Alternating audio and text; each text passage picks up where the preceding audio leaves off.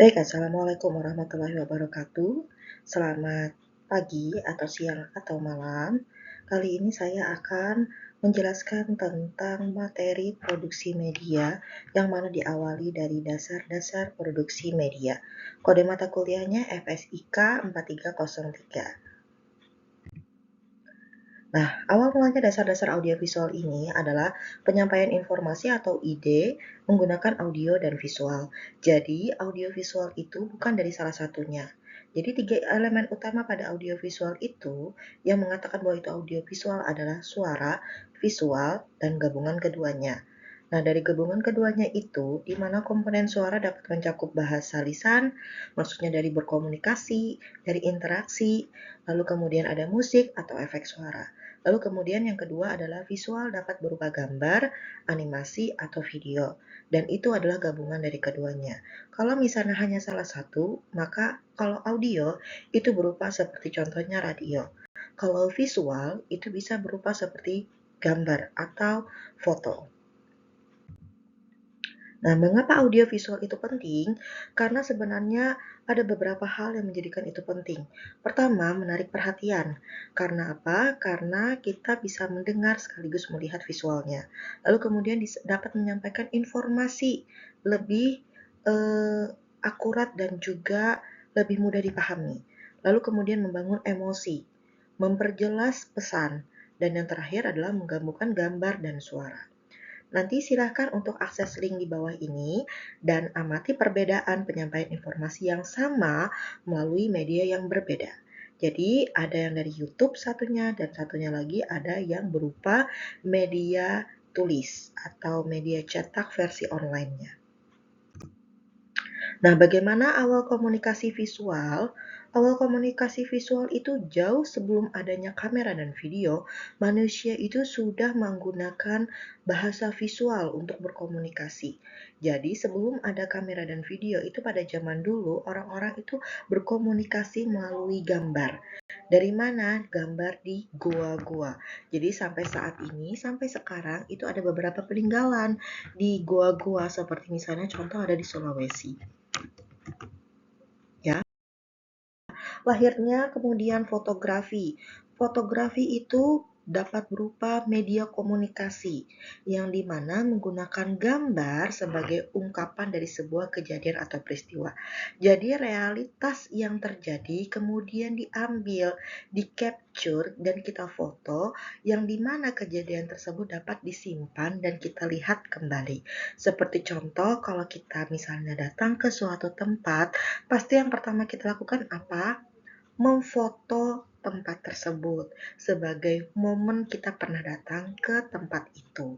Jadi dari awal fotografi inilah kemudian berkembang menjadi bagian penting dalam media massa.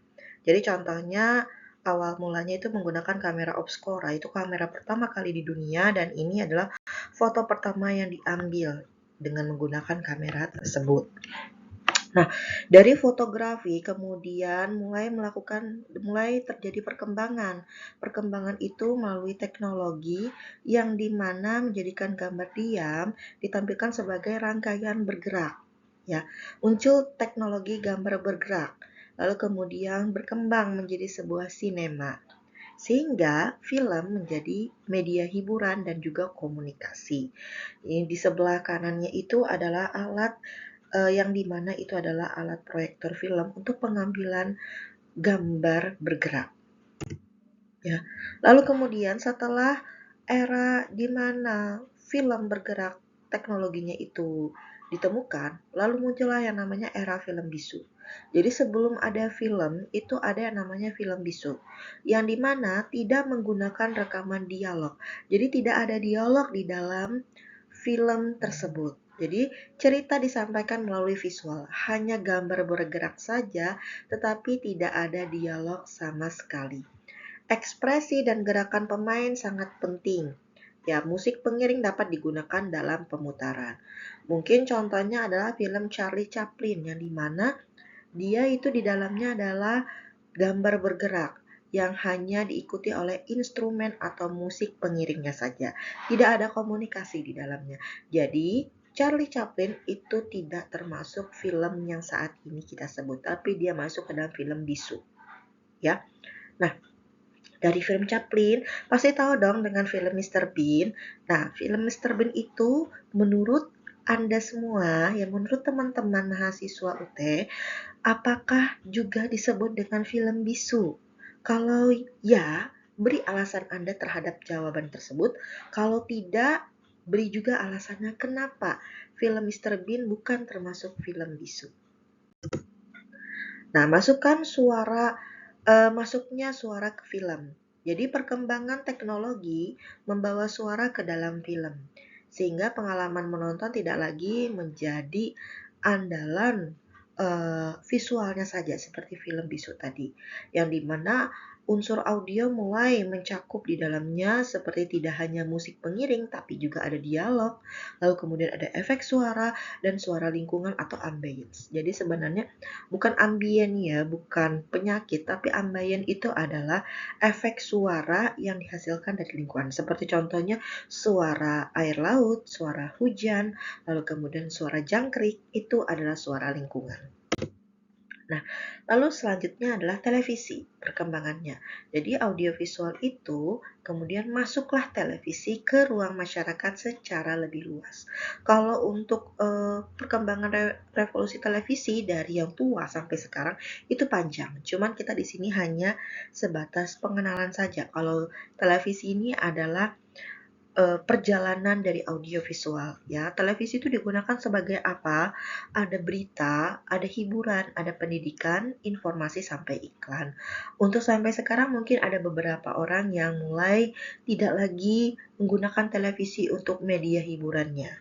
Ya, mungkin televisinya sebagai pajangan atau mungkin sudah tidak pernah lagi menonton televisi karena di kosnya juga tidak menyediakan televisi, karena sudah ada smartphone, ada HP, tetapi pada saat ini televisi tetap menjadi visual, audiovisual yang menemani di ruang masyarakat.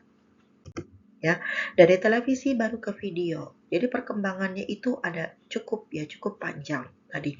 Jadi perkembangan teknologi membuat produksi dan perekaman video semakin praktis. Jadi dari film, lalu muncullah televisi. Dari televisi lalu kemudian video. Loh, kenapa nggak video, film, televisi? Karena sebenarnya adalah yang pertama kali muncul itu adalah film dulu. Yang dimana pengambilan itu berdasarkan menggunakan klise. Lalu kemudian masuklah televisi. Televisi ini sebenarnya adalah media yang dimana orang-orang bisa melihat audiovisual secara bergerak. Video di sini dimaksudkan adalah kita dulu itu tidak bisa membuat sebuah program, sebuah konten yang dimana kita hanya bisa menerima aja konten-konten di televisi atau program-program yang ada di televisi. Sekarang itu kita sudah bisa meng-create atau membuat video dan kemudian kita publish atau kita kirim atau kita upload di internet. Jadi sekarang ada yang namanya di era digital. Teknologi digital itu mengubah proses produksi audiovisual. Kalau dulu itu perlu peralatan yang banyak, perlu peralatan yang besar, dan perlu peralatan yang cukup mengeluarkan biaya. Ya, prosesnya juga lebih panjang. Lalu kemudian penyimpanannya menggunakan film kamera. Kalau sekarang itu tidak perlu lagi peralatan besar. Kamera HP itu lebih praktis sekarang. Penyimpanan juga berdasarkan digital, di mana kalian biasanya mungkin menyimpannya misalnya contoh di iCloud kalau untuk di iPhone ya. Lalu kemudian kalau di Android misalnya contohnya ada penyimpanan khusus untuk Android atau misalnya menyimpan di Google Drive atau bisa menyimpannya misalnya di cloud gitu kan. Jadi penyimpanan digital itu ada banyak. Lalu kemudian editing juga menggunakan komputer atau HP. Kalau dulu mungkin ada sempat menggunakan komputer, kalau sekarang itu bisa menggunakan HP untuk membuat sebuah video. Lalu distribusinya melalui internet. Lalu audiovisual di era digital itu tidak hanya diproduksi oleh stasiun televisi atau rumah produksi, tapi bisa diproduksi secara pribadi. Jadi kita sekarang itu sudah bisa membuat sebuah audiovisual di era digital. Yang penting itu pertama ada smartphone atau HP, yang dimana kameranya berfungsi dengan baik dan bisa mengedit menggunakan HP, lalu kemudian diupload dan bisa dilihat oleh audiens kita atau netizen kita. Di mana tempat penguploadannya ada banyak sekali. Ada YouTube, ada Instagram, ada TikTok, lalu kemudian ada video berita online untuk apa ya, rumah produksi media. Sebenarnya ya video berita online itu harus resmi. Tapi sekarang ada yang namanya jurnalis warga, yang dimana video berita online itu bisa dibikin mereka sendiri, sehingga itu dibangun secara komunitas. Kayak contoh misalnya kalau di Banjarmasin ada yang namanya Info Banjarmasin, Habar Banua. Itu adalah video berita online yang diambil dari jurnalis warga yang langsung di peristiwa tersebut ya. Lalu ada video promosi dan juga konten kreatif.